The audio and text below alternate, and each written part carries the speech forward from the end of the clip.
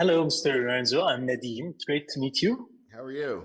Excellent, thank you. I wanted to tell you the film is fantastic, and I wanted to start off by asking you, what do you think is the one unique element that makes this film stand out from the rest of the franchise?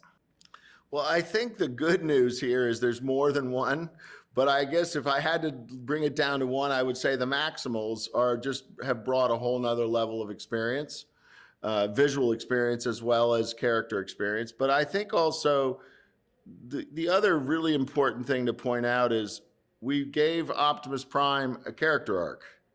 Right. We've never given a robot a character arc, and his character arc is in a way in conflict with Noah's character arc, and that's something we've never done, where the humans and the robots are really fighting each other. You know, sometimes the military is, the bad guys are fighting him, but it's the good guy actually has, the two good guys have some problems communicating.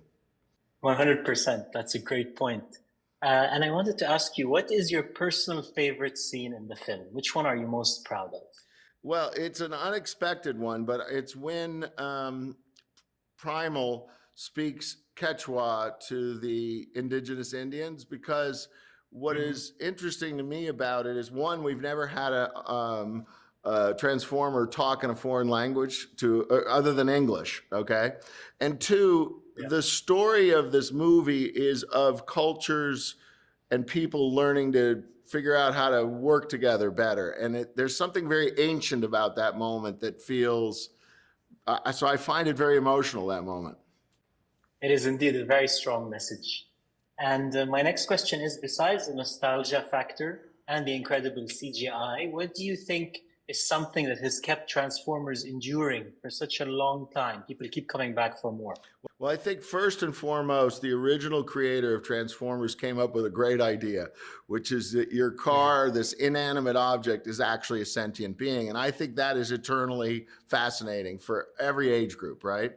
But Right. I think we approach this differently than a lot of the franchises, where they make a point of how they plan them. We make a point of not Mm. planning.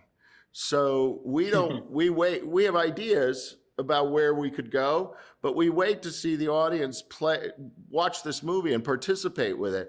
And it tells us what the audience, where they are today, in a way that is, so I think we're a little bit more in sync with the audience, and therefore our movies Yeah. continue to feel fresh.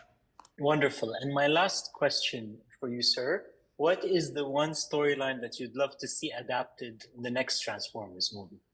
Well, that's one of the fun things, is there's so many of them, and now we all have to talk about it.